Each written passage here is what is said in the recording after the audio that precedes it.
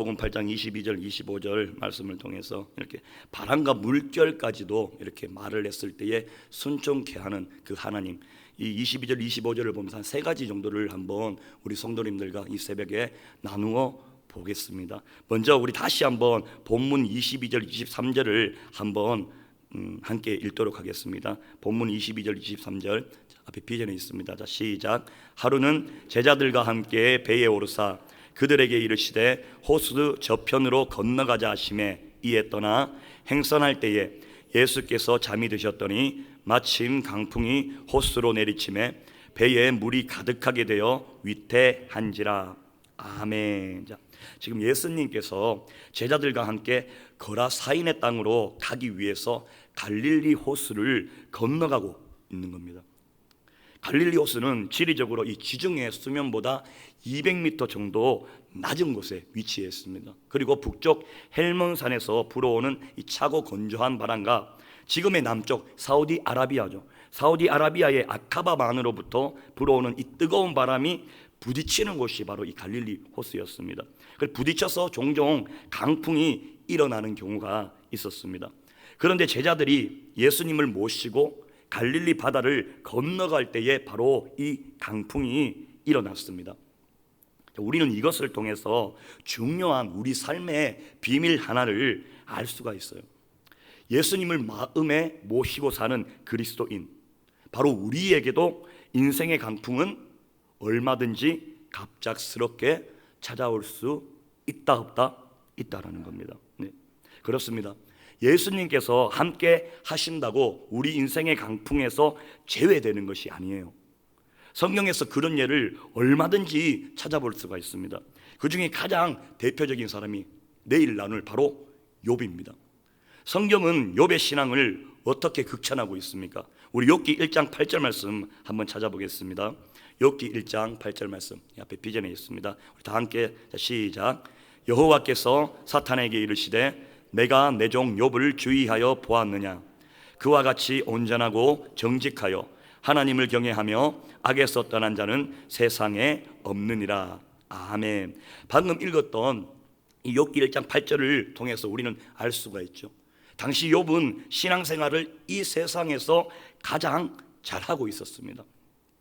당시 욥의 신앙은 하나님께 세계 최고라는 그런 평가를 받고 있습니다. 그런데 그런 욥에게 어떤 인생의 강풍이 불어닥쳤습니까? 우리는 너무나도 잘 알고 있습니다. 하루아침에 열자녀를 잃어버립니다. 그리고 가진 재산을 모두 잃어버리고 온몸에 악창이 나서 그 기왓장으로 긁을 정도로 큰 고통을 당했습니다. 또 한 인물이죠. 형통의 대명사, 바로 요셉입니다. 그가 형제들에게 팔려 애굽에서 종살이를 하고 있을 때에 주인 보디발이 이 요셉을 얼마나 신뢰했던지 그를 가정 총무로 삼고 그의 모든 소유를 이 요셉에게 위탁했습니다.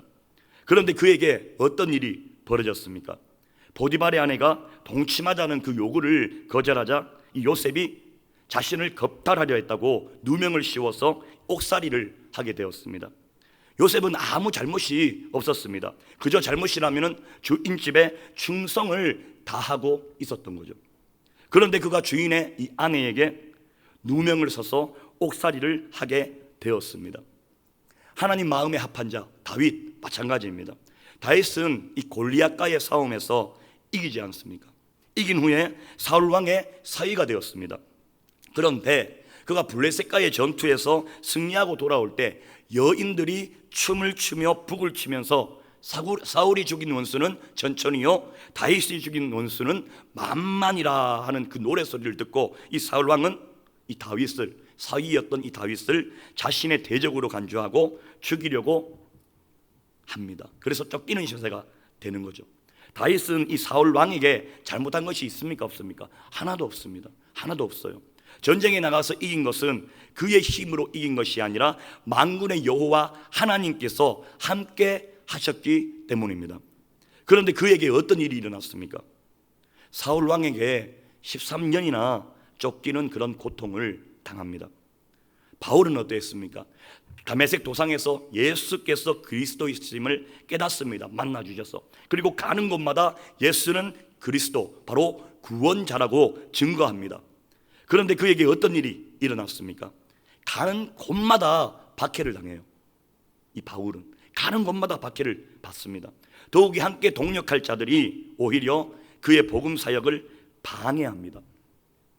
이런 일은 단지 성경의 인물들에게만 일어나는 것이 아니죠. 주님의 뜻대로 살아가려고 힘쓰는 모든 그리스도인들에게도 똑같이 일어나는 일입니다. 저 역시도 사역을 하면서 이런 일을 종종 경험하고 있죠. 우리 성도님들도 경험하고 계실 거예요. 우리가 주님의 지상 명령에 순종하기 위해 세계 곳곳으로 다니지만 전혀 예상치 못하는 이런 강풍을 자주 경험하고 있습니다. 이게 현실이에요. 하나님께서 나와 함께 하시고 내가 신앙생활을 열심히 하면 계획하는 모든 일이 형통하고 아무 어려움을 당하지 않을 것이라고 생각하고 계시다면 이는 아직도 번영신학이죠. 번영신학. 번영신학과 성공복음의 그 영향권에 있음을 보여주는 단편적인 나의 모습일 수가 있어요. 그러나 번영신학과 이 성공복음은 성경의 가르침이 아닙니다. 우리의 욕심이 만들어낸 가짜 복음이에요. 이제 우리의 생각, 우리의 태도를 이제 바꿔야 합니다. 하나님께 순종하고 믿음으로 살아도 제자들이 예수님과 함께 탄 이 배에도 강풍이 불어 닥친 것처럼 예기치 못한 우리 인생의 강풍이 언제든지 불어올 수 있다고 생각하며 그리고 자세를 바꾸며 태도를 바꾸며 준비해야 합니다. 짐 베이커 목사님이라고 혹시 들어보신 분 계실 거예요. 이 목사님께서 하신 고백이 있습니다. 이 짐 베이커 목사님은 1970년대와 80년대에 미국 기독교에서 가장 영향력 있는 사람 중 하나였습니다.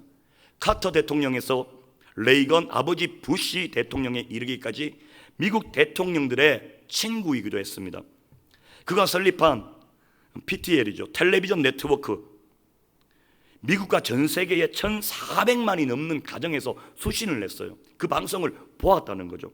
그리고 미국 최대 규모의 이 신앙 수양관이라고 할 수 있는 310만 평입니다. 만 평이 아니에요. 1000평이 아닙니다. 무려 310만 평 규모의 헤리티지 USA를 비롯하여 수많은 기독교 사역을 하고 있었습니다. 한동안 그는 기독교에 있어서 아메리칸 드림의 상징이었죠. 아메리칸 드림의 상징이었고 미국 기독교 신앙에 있어서 시대의 아이콘이라 불리었습니다. 그런데 그가 당시 외쳤던 메시지의 그 핵심이 무엇인지 바로 성공복음이었습니다. 성공복음. 즉 예수님을 잘 믿으면 모든 것이 만사 형통하다는 거죠. 그러나 그의 몰락은 갑자기 그리고 급속히 닥쳤습니다. 파트너로 부르던 이 PTL 후원자들에게 $1,000씩을 기부를 받고 호화 헤리티지 그랜드 호텔 3박 4일간의 이 무료 숙박권을 제공한 게 발단이 되어 24가지 혐의로 45년형을 선고받고 나이 50세에 감옥에 들어가게 됩니다. 그가 감옥에 들어가자 이 PTL과 헤리티지 USA는 다른 사람의 손에 넘어가 버리고 미국 이곳저곳에 소유하고 있었던 그 많던 대저택과 전 재산이 다 날아가 버리고 소송에 또 패함으로 인해서 약 2천억 원이 넘는 이 채무를 지게 되었습니다. 뿐만 아니라 가족이 뿔뿔이 흩어지게 됩니다. 그의 첫사랑이자 동료였던 아내는 이혼을 하고 그의 친구와 재혼을 합니다. 딸은 무일푼이 됐으며 아들은 학교를 중퇴하고 마약과 술에 빠지는 삶을 살아갑니다. 한때의 미국 기독교 신앙에 있어서 이 시대의 아이콘이 졸지의 가장 추악한 이름의 대명사가 되었습니다. 이걸 말하려고 제가 이 예를 들어드리는 게 아니에요. 이 부분이 가장 중요합니다. 그런데 이 짐 베이커 목사님께서 감옥에 계시면서 성경을 다시 읽기 시작했습니다. 다시 읽고 성경을 읽는 이 과정에서 예수님께서 돈에 대해 말씀하셨지만 물질에 대해 말씀한 구절이 있지만 긍정적으로 말씀하신 경우는 단 한 번도 없다는 것을 깨달은 거죠. 그리고 자신이 지금껏 예수님께서 말씀하신 것과는 정반대로 가르쳤다는 것을 깨달았어요. 그리고 하나님께서 가장 원하시는 것은 하나님의 일을 빙자한 하나님의 사업, 선교 사업, 큰 교회가 아니라 하나님과의 깊고도 친밀한 관계, 깊고도 친밀한 관계였다는 것을 깨달았습니다. 그래서 그는 I was wrong 고백합니다. 우리나라에도 내가 틀렸었다라는 제목으로 출판이 된 도서예요. 책입니다. 그렇습니다. 우리는 이 비성경적인 가르침인 번영신학과 성공복음을 믿음의 기초로 삼지 말아야 합니다. 번영신학과 이 성공복음이 우리의 믿음의 기초가 되어진다면 우리는 하나님에게 기도했을 때 응답받지 못하면 시험에 들게 되어져요. 아닙니다. 우리는 이미 많은 것을 받은 줄 믿습니다. 받았습니다. 그렇다면 우리는 감사하는 삶을 살아내는 거예요. 내가 이웃을 구제하고 이웃에게 사랑을 베풀고 나누는 거, 내가 하나님에게 더 많은 복을 받기 위함이 아니에요. 내가 이미 받은 하나님의 그 사랑과 그 은혜에 대해 감사하기 때문에 내가 선을 베풀고 구제를 하고 선교를 하고 전도를 하고 사랑을 나누는 것입니다. 자, 계속해서 제자들은 강풍을 만났을 때에 어떻게 했습니까? 우리 24절을 한번 다시 보겠습니다. 오늘 본문 24절. 자, 시작. 제자들이 나와 깨워 이르되 주여 주여 우리가 죽겠나이다 한데 예수께서 잠을 깨사 바람과 물결을 꾸짖으시니 이에 그쳐 잔잔하여 지더라. 아멘. 제자들은 강풍으로 인하여서 예수님을 깨웁니다. 그리고 주여 주여 우리가 죽겠나이다 라고 말하죠. 여기서 우리는 한 가지 의문을 가져야 합니다. 우리가 알다시피 제자들은 예수님과 함께 하면서 이 강풍을 맞이하기 전에 예수님께서 행하신 많은 기적을 체험하고 보아온 사람들입니다. 각색병을 고치시고 귀신 들린 자를 고치시고 백부장의 종을 고치시고 그리고 가부의 죽은 아들까지도 살리시는 그 기적을 보았습니다. 그런데 왜 그들이 이 강풍을 만났을 때는 우리가 죽겠나이다라고 난리법석을 떨었을까요? 예수님과 다니면서 그 많은 기적을 봤다면 이 강풍 또한 우리를 어쩌지 못한다라는 것을 알지 못할까요? 그것은 그들과 함께 계신 분이 정확히 이 제자들이 누구신지를 몰랐기 때문입니다. 누군지를 모르는 거죠. 예수님께서 바람과 바다를 꾸짖으시면 잔잔케 하실 수 있는 전능하신 하나님이심을 몰랐기 때문입니다. 인지를 못한 거예요. 만일 제자들이 예수님께서 전능하신 하나님이라고 믿었다면 이런 강풍이 부는 상황에서도 결코 예수님을 깨우며 죽겠다고 야단법석을 떨었겠습니까? 아니에요. 떨지 않았을 겁니다. 이것은 우리의 삶에 그대로 적용하면 무엇을 알려줍니까? 이 제자들이 강풍이 불어 닥쳤을 때에 죽는다고 난리법석을 피운 것은 강풍의 문제가 아닙니다. 비바람의 문제가 아니에요. 바로 예수님께서 어떤 분이신지를 몰랐기 때문입니다. 그렇습니다. 우리가 삶을 살아가면서 눈물의 골짜기 지나가죠. 그리고 많은 강풍이 옵니다. 어려운 상황을 만납니다. 그럴 때 원망하고 불평하는 것은 상황의 문제가 아니에요. 상황의 문제가 아니라 내 안에 계시는, 우리 안에 계시는 그분 누구신지를 모르기 때문입니다. 전능하신 하나님께서 지금 내 자신 안에, 내 안에 계신 것을 모르기 때문이죠. 이때 당시는 예수님께서 제자들과 함께 배에 계셨지만 지금은 예수님께서 우리 안에 함께 하십니다.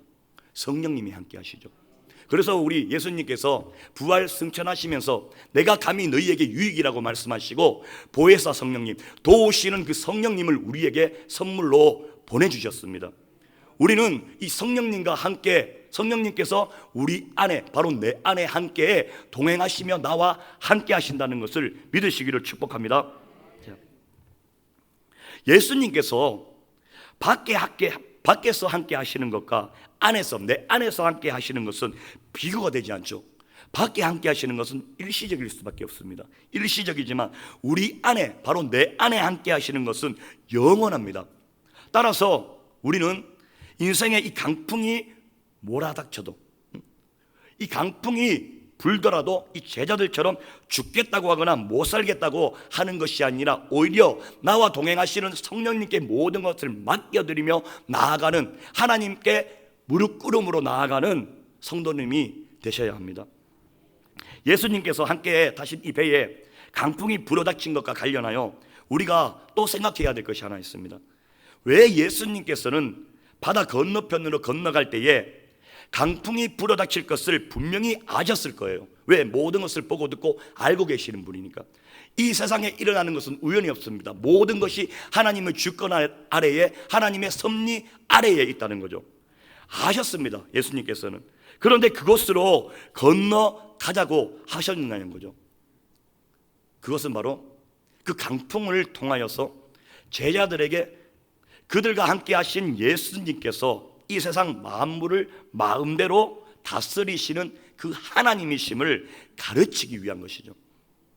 주님께서 우리와 함께 하시지만 종종 우리 인생에 강풍을 허락하시는 것, 우리 안에 계신 분, 나와 동행하시는 분이 바로 어떤 분인지를 깨닫게 하기 위해서입니다.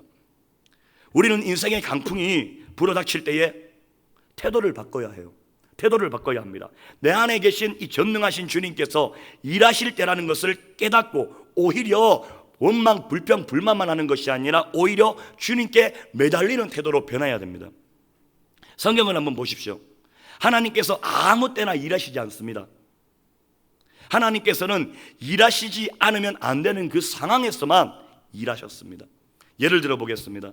예수님께서 언제 나사로를 살리셨습니까? 그가 병들었을 때, 그때가 아니었어요. 죽어서 나흘이나 되어 시체 썩는 냄새가 날 때였습니다. 왜 그렇겠어요? 그 아플 때 죽기 전에 살리실 수도 있으셨는데, 그 병을 고칠 수도 있으셨는데 왜 나사로가 죽고 난 후에 나흘이 지난 후에 시체 썩는 냄새가 날 때 바로 그때 고치셨을까요?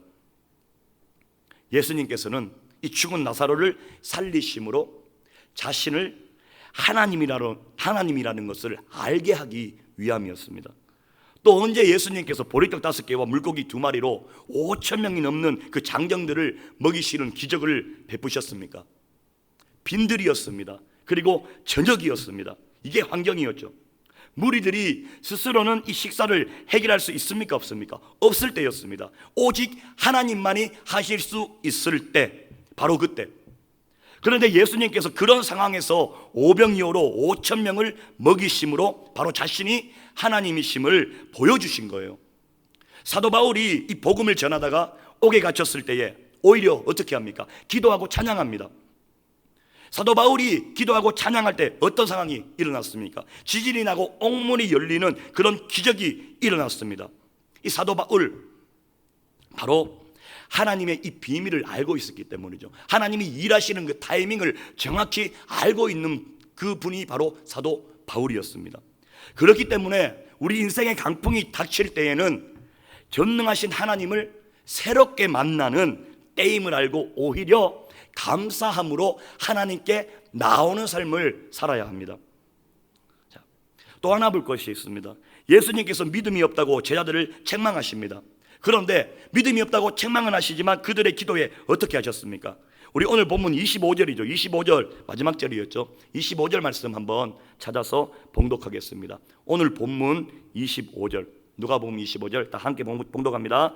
제자들에게 이르시되 너희 믿음이 어디 있느냐 하시니 그들이 두려워하고 놀랍게 여겨 서로 말하되 그가 누구이기에 바람과 물을 명함에 순종하는가 하더라. 아멘. 예수님께서 지금 제자들이 살려달라는 이 기도를 들으시고 즉각 구원의 손을 베푸셨습니다. 여기에서 우리가 또 알아야 할 게 있습니다.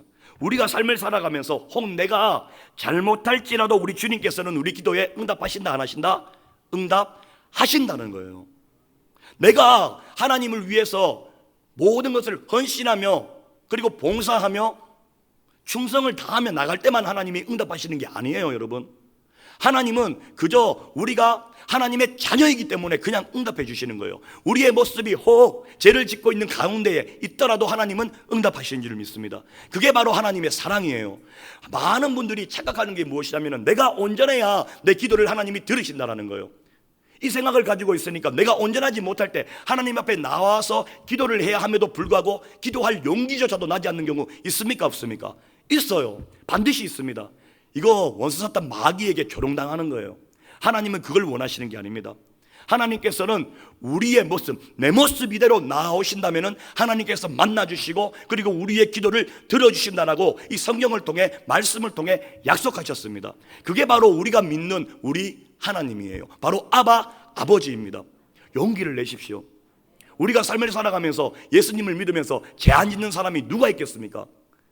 예수님 믿고 죄를 짓지 않는다면 2000여 년 전 그 골고다 언덕의 그 십자가 사건은 일어나지 않았습니다. 일어날 필요가 없는 거죠. 율법으로 구원을 받을 수가 있으니까. 그런데 구약 성경의 모든 것을 말하는 게 무엇입니까? 율법으로는 너희들이 구원을 받을 수 없는, 너희는 죄인자라는 것을 깨달아 주는 게 바로 율법이에요. 자, 그렇다면 우리가 바라봐야 할 것 무엇입니까? 예수 그리스도, 그 십자가에 흘리신 그 보혈을 움켜잡는 방법밖에 없습니다. 그 보혈의 공로를 의지하며 나아가는 방법밖에 없습니다. 우리 보혈을 의지하시는 우리 성도님들이 되시기를 정말 주님의 이름으로 축복합니다. 아멘. 자, 우리가 자녀를 키우신 분들은 잘 아시잖아요.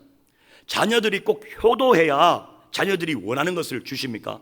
아니잖아요. 자녀이기 때문에 그냥 주는 거예요. 아무리 애를 먹여도, 아무리 나쁜 짓을 해도 자녀이기 때문에 줄 수밖에 없습니다. 마찬가지예요. 우리는 이미 내가 예수님을 내 삶의 주인으로 모셔드리는 그 순간 하나님의 자녀가 된 권세를 하나님께서 주셨습니다. 그렇다면 우리는 하나님의 자녀가 되어진 거예요. 그렇다면 이 자녀에게 하나님께서 인간도, 우리 사람도, 우리 자녀들의 잘못하더라도 필요한 것은 다 주는데 하나님이 들어주시지 않으시겠습니까? 바로 이게 하나님의 사랑인 줄 믿습니다. 만일 3, 4살 이 먹은 아이가, 예를 들어 보겠습니다. 우리 둘째 있지 않습니까? 다원이 지금 이제 2살이잖아요. 얘가 제 말을 잘 안 들어요. 제 말을 잘 안 듣는다고 얘가 벌써 눈치를 채가지고 저와 부모님과 이야기도 하지 않고 부모님을 피하며 다닌다면 이 아이, 제 둘째는 어떻게 되어지겠습니까? 모르긴 몰라도 죽을 거예요. 왜? 혼자 밥을 차려 먹을 수가 없잖아요. 혼자 밥을 차려 먹을 수가 없습니다. 근데 자기가 부모님에게 잘못한 것을 알고 부모님을 피해 다녀요. 그러면 죽을 수밖에 없는 거죠. 부모님의 도움을 받지 못하기 때문에 죽음에 이를 수밖에 없습니다. 자, 이거 그대로 우리에게 적용하면 똑같습니다. 우리가 혹 죄를 지었다 할지라도 주님께 기도해야 하는 이유예요. 우리가 기도할 때에 이 주님의 도우심을 받아서 이 죄에서 벗어날 수 있기 때문입니다. 만일 죄를 짓고 있다고 기도하지 않는다면 어쩌면 그는 영원히 기도하지 못할 수도 있습니다. 하나님께 잘못하는 것이 있어도 주님께 매달려야 돼요. 더욱더 매달려야 합니다. 지금 예수님께서 제자들을 책망하셨지만 응답하신 것을 통하여 또 다른 사실이 하나 또 있습니다. 이 무엇이냐면은 교만에 대한 거예요. 교만에 대한 것. 자, 우리가 혹 기도의 응답을 받았을지라도 100% 하나님께 옳다고 인정받은 것이 아니라는 거예요. 근데 이걸 또 착각하며 신앙생활 하시는 분들이 또 계십니다. 만일 기도의 응답이 나의 의로움의 결과라고 한다면은 제자들은 응답을 받지 못해야 되죠. 믿음이 없으니까, 믿음이 약하니까. 그런데 안타깝게도 많은 사람들이 이 기도의 응답을 받으면 자신의 모든 삶이 하나님께 옳다고 인정을 받았다고 생각한다니까요. 그러나 결코 그렇지 않습니다. 우리가 아무리 대단한 응답을 받았다 할지라도 그것은 주님의 은혜로, 하나님의 은혜로 말미암은 것이지 우리의, 바로 나의 의로움에서 비롯된 것이 아님을 깨달으셔야 돼요. 그런데 왜 제가 이런 사실을 말씀드릴까요? 그것은 영적으로 교만해지지 않기 위해서입니다. 우리가 기적적으로 기도의 응답을 받으면 하나님께서 내 자신만, 나만, 하나님은 나만 특별히 사랑하시는 것 같아, 이렇게 자랑하시는 분 계시잖아요. 그죠? 다른 사람은 응답 받지 못해가지고 얼굴이 끔찍하게 되어져 있는데 하나님이 나만 사랑하는 것 같아. 정말 하나님이 자신만 사랑할까요? 아니에요. 아닙니다. 우리가 그런 생각을 가지면 교만해집니다. 교만해져서 은혜를 받을 수가 없습니다. 하나님께서는 교만한 자를 대적하시고 겸손한 자에게는 은혜를 베푸시는 분입니다. 낮은 자를 높여주시고 높은 자를 낮추시는 분이 바로 하나님이세요. 그냥 우리는 다른 게 아니죠. 아무리 기도로 대단한 응답을 받았다고 할지라도 하나님께서 자기를 가장 사랑하신다고 생각하면 되지 않을 뿐 아니라 그냥 그저 하나님께서 베푸신 은혜에 감사하시면 되는 거예요. 감사. 저도 막 예수님을 믿고 그리고 사역을 하면서 나에게 베푸신 사랑과 많은 일들로 인하여 하나님께서 저를 가장 사랑하신다라고 생각했어요. 정말로 하나님이 나를 사랑하시는가 봐. 그런데 시간이 지나고 이것저것 다니고 그리고 훌륭한 사역자 분들을 이렇게 만나보면서 그런 생각이 잘못되는 것을 깨달았습니다. 우리가 이 기도의 응답으로 아무리 큰 일을 행한다고 할지라도 그것을 근거로 하나님 앞에서 옳다고 인정받는 것이 아니라는 거죠. 우리는 늘 항상 자신의 부족을 깨닫고 겸손히 주님만 바라보고 자랑해야 합니다. 그래서 나를 통해서 일하신 그 모든 것들을 행하셨을 때에 주님께서 하셨습니다라는 정말 마음의 중심을 담아 드려지는 우리의 고백이 필요한 줄 믿습니다. 이 고백이 있어야만 우리가 그 교만의 자리에 앉지 않습니다. 교만은 패망의 선봉이에요. 교만은 망함의 지름길이라는 이야기죠. 교만하지 않으시기를 축복합니다. 자, 말씀 마치도록 하겠습니다. 오늘 이 누가복음 8장 22절 25절 말씀을 가지고 우리가 주님께서 함께 하셔도 얼마든지 인생에 강풍이 불어닥칠 수 있다 없다? 있다라는 것을 알 수 있었습니다. 우리가 신앙생활을 잘하고 그리고 세상에서 형통할 것이라고 생각하지 말아야 하죠. 하나님께서 우리에게 강풍을 허락하신 것 바로 하나님께서 어떤 분이심을 드러내시기 위해서이기 때문에 우리가 강풍을 만났을 때에 원망이나 불평하지 말고 오히려 감사하며 새로운 하나님을 만나는 그런 기회의 시간이다라고 생각하며 태도를 바꾸며 감사하는 삶을 살아야 합니다. 또한 우리가 하나님 앞에 바르지 못해도 하나님께서 응답해 주심을 믿고 그리고 죄를 범해도 하나님께 우리가 더욱더 나아가고 어떤 특정 제목에 기적적으로 기도의 응답을 받았을지라도 교만의 자리에 앉지 않고 오직 하나님께 모든 영광을 돌려드리며 감사하는 삶을 살아가야 할 줄 믿습니다. 강풍에는 우리 주님의 뜻이 있습니다. 이걸 그대로 우리에게 적용한 거죠. 우리의 눈물의 골짜기, 삶의 힘겨움, 그 삶의 무게에는 반드시 우리 하나님의 이유가 있습니다. 그 강풍조차도 순종케 만드신 분이 바로 하나님입니다. 그 하나님께서 누구신지를 알게 되고 그리고 더욱 하나님을 의지하게 하며 말씀에 순종하게 하시며 결국 우리에게 더 큰 복을 주시려는 하나님의 뜻인 줄 믿습니다. 오늘 이 새벽에 강풍을 대하는 그 태도를 바꾸시는 하나님의 은혜가 있으시기를 정말 축복드리며 오늘도 나를 위해 일하시는 하나님을 찬양하며 우리 찬양 한 곡 올려드리겠습니다. 우리 주가 일하시네 다 같이 찬양하며 나가겠습니다.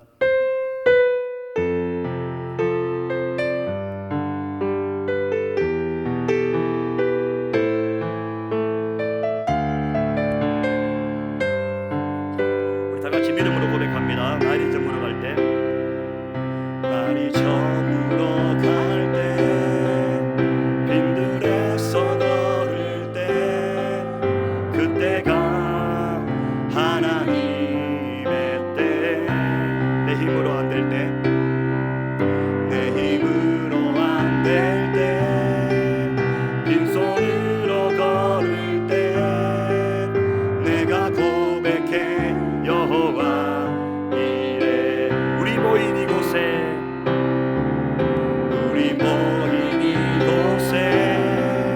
주님 함께 계시네. 누리네 아버지 은혜. 적은 떡 가물 고기 내 모든 걸 드릴 때 모두 고백해 여호와 이래. 주가 일하시네. 주가 일하시네. 주가 일하시네. 주께 아끼지 않는 자에게 주가 일하시네. 주가 일하시네. 신뢰하며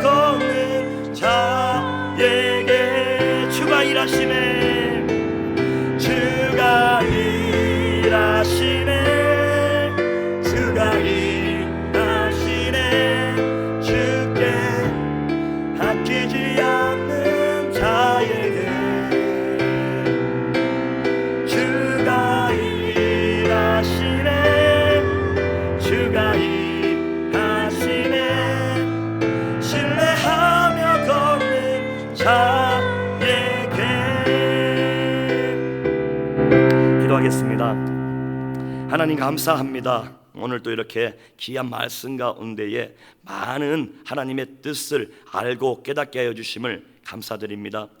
우리 주님께서 함께 하셔도 얼마든지 내 인생에 강풍이 불어닥칠 수 있음을 깨닫습니다.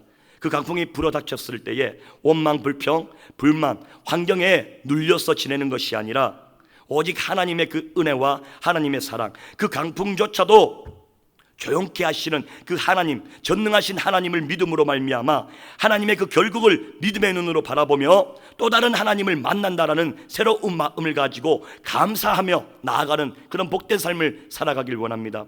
주님, 이 시간 우리에게 하루하루 살아갈 수 있는 삶의 원동력을 공급하여 주셔서 이 코로나19 바이러스를 지나가고 있는 이 고통의 이때에 하나님의 그 사랑과 하나님의 그 모든 은혜에 감사, 찬송, 찬양하며 나갈 수 있는 복된 삶이 되어줄 수 있도록 주님 인도하시고, 우리의 모든 형편들 주님의 두 손에 올려드릴 때에 하나님의 가장 좋은 때에 가장 아름다운 그 모습으로 하나님께서 베풀어 주실 줄 믿습니다. 이 시간 우리의 믿음 받아주시옵시고, 그리고 무엇보다도 불쌍히 여겨주시고 하나님의 긍휼하심으로 덮어 주시옵소서. 하나님의 시간 올려드리는 예물이 있습니다. 성경 헌금이 있습니다. 새벽 깨단 삭게 하신 하나님께 감사드리며 19일차 예물 드립니다. 하나님께 예배드리기를 즐거워하는 자녀 되고 학업 진로에 주님의 도우심이 있기를 기도합니다. 75번째 예물, 그러므로 너희를 권하노니 사랑을 그들에게 나타내라. 너희가 범사에 순종하는지 그 증거를 알고자 하여 내가 이것을 너희에게 선노라. 아멘. 오늘 하루도 겸손하게 감사하게 최선을 다하게 하옵소서. 하나님 아버지, 범사에 감사드립니다. 항상 주님께서 함께 하심 감사드립니다. 영혼 구원 전도에 힘쓰며 주님 뜻대로 살아가는 저희 가정 되게 하시옵소서. 아들 문정영의 모든 치료 과정을 주님께서 인도해 주심을 감사드립니다. 감사 예물이 있습니다.